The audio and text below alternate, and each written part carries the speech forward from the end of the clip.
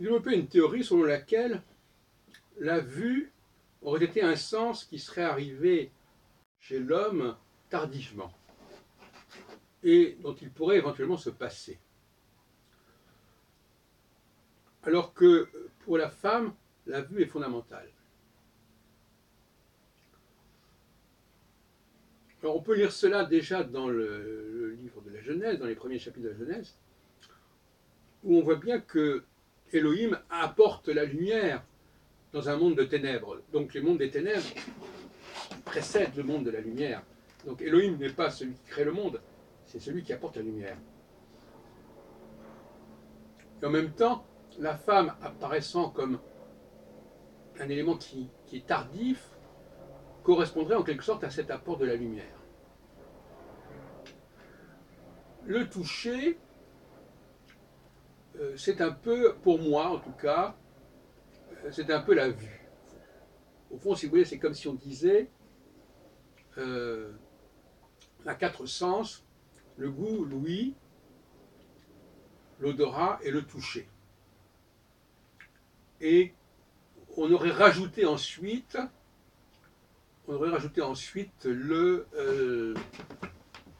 la vue.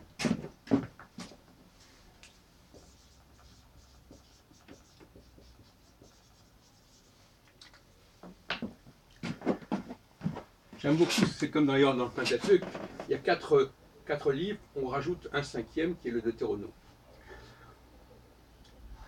Et en tout cas, instinctivement, moi j'ai toujours évité de regarder.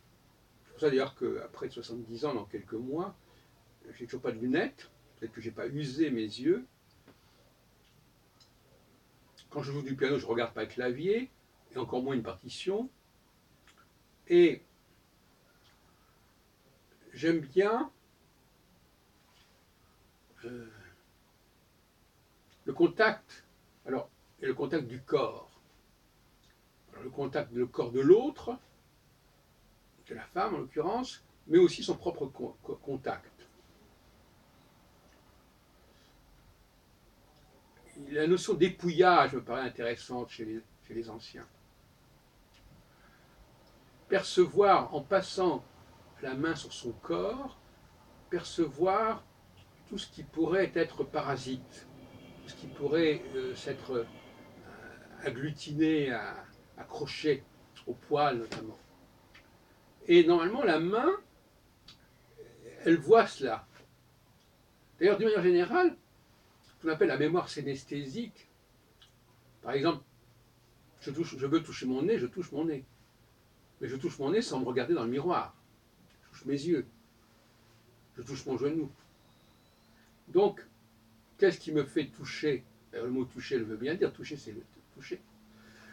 C'est une certaine intelligence du toucher qui arrive à repérer à la fois ce qu'on veut toucher et ce qui a pu être touché de l'extérieur.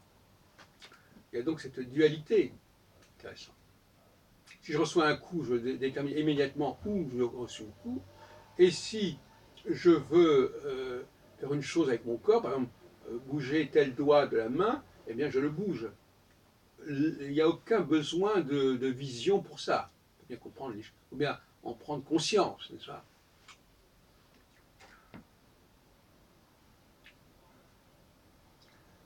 Donc le toucher est un sens très intelligent, qui n'est pas, contrairement aux autres sens, limité au seul visage, effectivement, à la tête. Le cerveau contrôle, par le toucher, la totalité du corps. Il peut intervenir dans n'importe quel endroit du corps et il peut capter des stimuli dans n'importe quel endroit du corps. Ce qui n'est évidemment pas le cas des autres sens.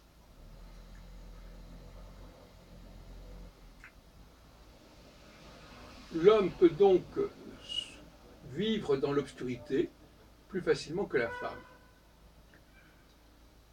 Et en même temps,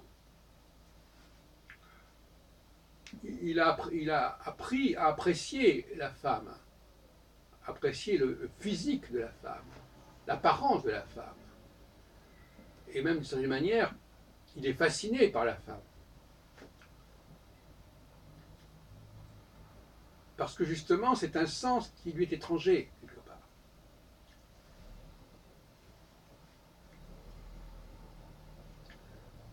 Platon parle du mythe de la caverne, pour laisser entendre que sans la vue, on ne voit rien. À mon avis, c'est une erreur. Une erreur. Ce qui est grave, c'est quand on voit mal.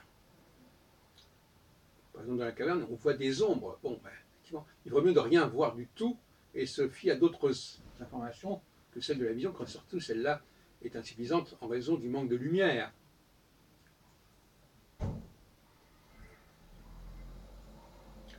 Ne pas regarder, c'est se donner la chance de ne pas dépendre à l'excès du monde extérieur, qui est aujourd'hui essentiellement visuel.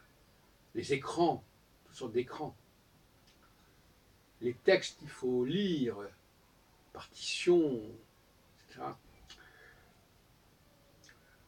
Enlever à la femme la possibilité de lire, c'est une catastrophe. Que ce soit lire sur un écran ou sur un livre ou sur une partition, elle est complètement démunie sans la vue. Donc la femme est prodigieusement visuelle.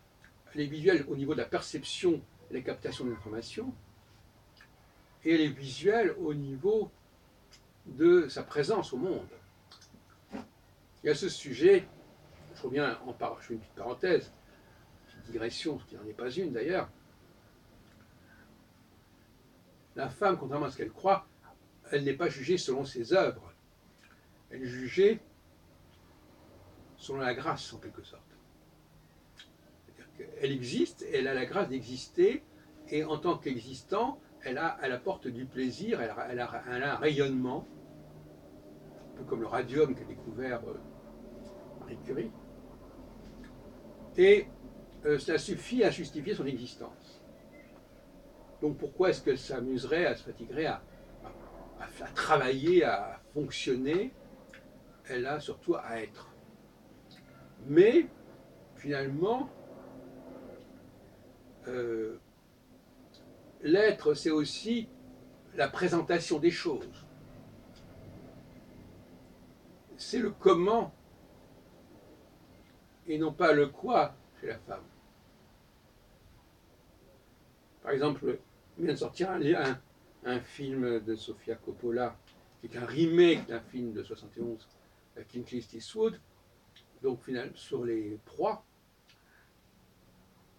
Et on voit bien que, j'exagère un peu en prenant cet exemple, mais tout de même, voilà, il s'agit de refaire quelque chose qui est déjà là, mais de le refaire autrement. Voilà. C'est un peu ce que fait la femme. Elle présente les choses autrement, mais ce n'est pas elle qui détermine le contenu des choses. Autrement, donc, c'est la présentation, donc c'est la vision des choses, c'est l'apparent des choses. D'où l'importance pour la femme dans la tragédie du vieillissement, qui est une détérioration du visuel, en tout cas de ce qu'on capte au niveau visuel. Effectivement, si on attache, c'est par exemple pour un homme, face à une femme qui est vieillie, il vaut mieux ne pas rester dans l'ombre et de s'en fier au toucher, parce que le toucher, lui, il se fout un petit peu de l'apparence. C'est pas son problème. Il capte le corps de la femme par-delà les rides ou tout ce qui peut avoir abîmé la peau, etc.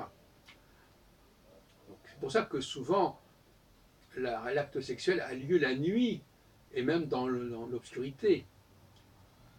Parce que finalement, l'homme n'a pas besoin de la lumière pour pouvoir percevoir les choses, pour pouvoir goûter les choses. D'ailleurs, dans l'acte sexuel, il y a à la fois le contact physique de la main, tactile, mais le contact des corps et aussi le goût et l'odorat, bien entendu, qui jouent un rôle important. Et alors, je terminerai sur la question de l'ouïe. Parce qu'on m'a objecté, mais oui, mais vous parlez de l'ouïe, vous ne parlez pas tellement de l'ouïe. Ben, si, dès quelque part, au niveau de la réalisation musicale, on est comme dans l'ouïe, et si les grands compositeurs sont presque tous, presque uniquement des hommes, c'est aussi parce que l'ouïe est fondamentale. Alors chez la femme, l'ouïe est importante. Elle parle beaucoup, elle débite beaucoup d'informations, elle transmet beaucoup. Mais elle n'est pas vraiment à l'écoute.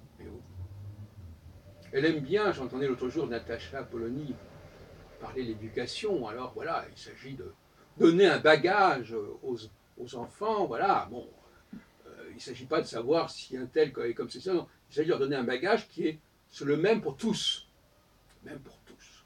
Donc, pas besoin, il faut parler, il faut émettre, mais pas besoin d'écouter, de prendre connaissance de ce qui existe déjà, de ce qui préexiste. Il suffit de faire table rase.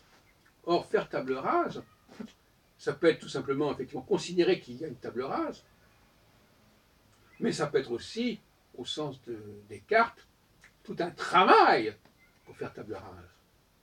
Pour faire table rase, il faut enlever beaucoup de choses.